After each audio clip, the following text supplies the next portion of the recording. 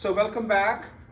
In this short video, I'm going to illustrate by means of a couple of examples how to integrate functions.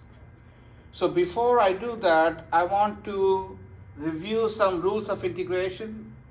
Some of these rules, 1 through 5, we talked about in a previous video, and we have two new rules, 6 and 7.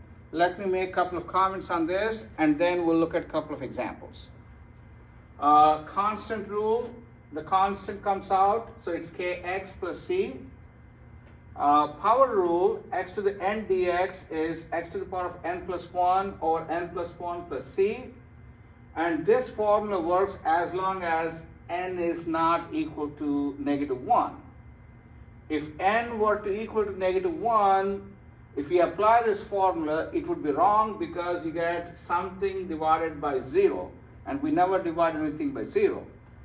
And compare this with 6, when n is -1, this integral is x to the power of -1, which is same as, 1 over x dx. So for the special case n equals -1, you get this integral. And for that integral, the answer is natural log of absolute value of x plus c. We put absolute value of x because we could talk about logs only for positive numbers. That's why we take absolute value of x here, plus c. And we talked about constant multiple rule in the previous video. We talked about sum rule. We talked about difference rule. So here's the new rule about logs. 1 over x is natural log of absolute value of x plus constant. And here's another new formula that you need to know. How do I integrate exponential function like e to the power of a times x, where a is a constant here? The answer is e to the ax by a plus k.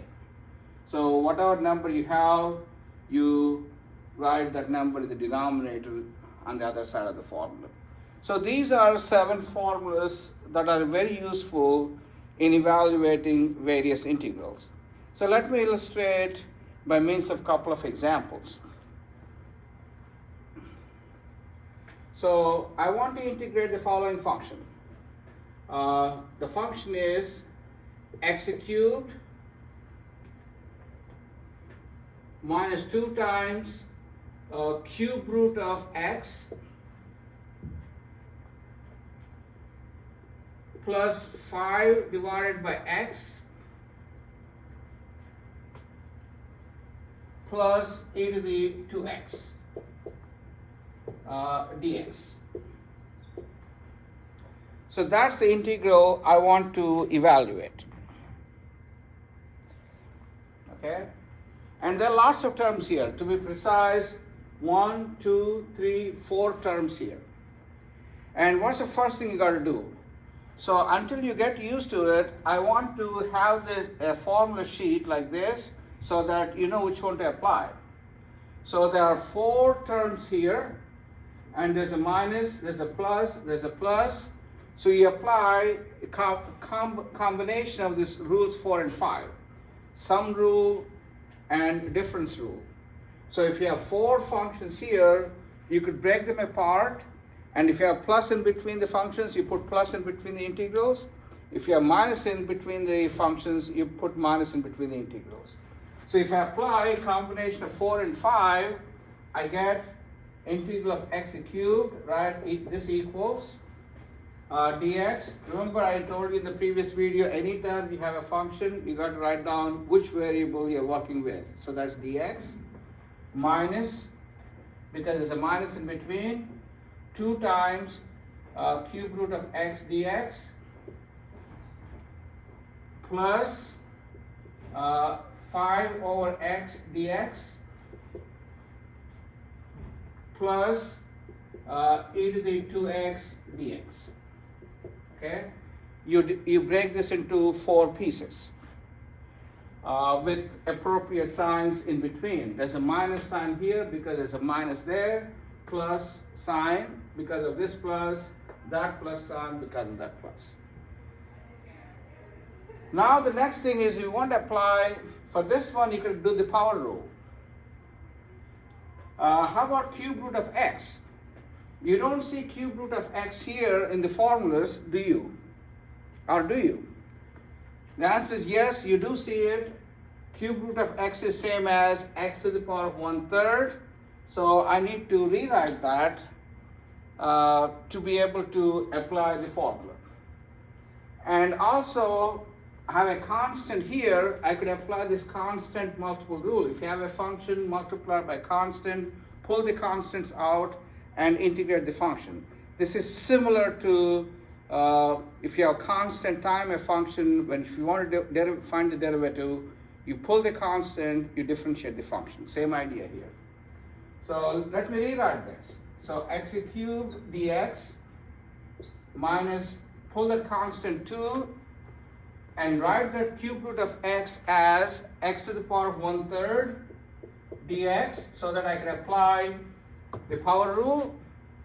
And then I could pull the 5 outside. It's 5 times 1/x dx.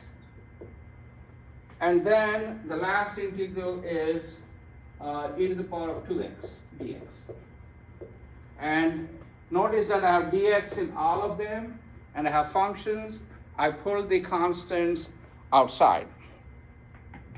Now we want to apply the rules. By the power rule, this is x cubed integral is x to the power of 3 plus 1 divided by 3 plus 1. And I said you don't need to put a constant here. If you have a bunch of integrals, you evaluate each integrals in terms of x and then put a constant at the end. So this is x to the power of 3 plus 1 over 3 plus 1 minus 2 times, again apply power rule, x to the power of 1/3 plus 1 divided by 1/3 plus 1. Same power rule I'm applying here. And then remember the new formula we had. Integral 1/x dx is natural log of x. So I'm going to use that here. So it's 5 times natural log of absolute value of x. Oh, sorry. 5 times natural log of x. And then integral of the exponential functions. E to the ax is e to the ax divided by a. So this is e to the 2x divided by 2. Now I evaluate each function. Now is the time to put one constant at the end. So you put a constant c. Okay? So you get that? So I have a complicated function here. I broke down the integrals, pull the constants out, write them in the appropriate form as a power of x if needed. And 1/x is the new formula, natural log of x. This exponential has a new formula. So I evaluated all the integrals and put one constant at the end. Now if you want, the final answer will be, I'm going to write down the final answer here. This is x to the power of 4 by 4 minus 1/3 plus 1 is 4/3. So this is 4/3. I'm dividing by 4/3, so invert and multiply by 3/4. So 3 times 2 times 3/4 x to the power of 4/3. I flip this 4/3 at 3/4 plus 5 natural log of x plus e to the 2x by 2 plus a constant.